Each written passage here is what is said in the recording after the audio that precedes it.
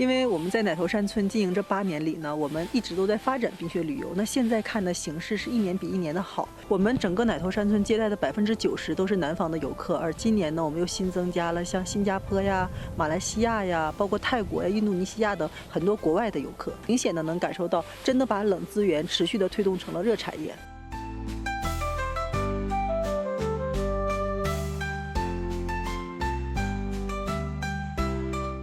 因为在东北，我觉得体验室外温泉是我们的最大的一个特点。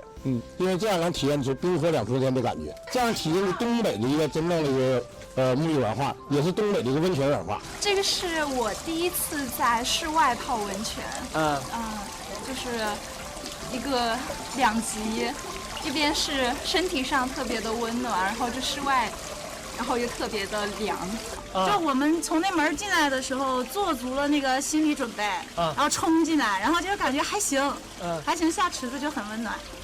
我觉得这是东北的一个特别浪漫的一个选择休闲方式吧，因为一般的温泉没有这样的形式。我觉得，如果说来东北旅游的话，可以体验一下这种非常浪漫的东北情怀。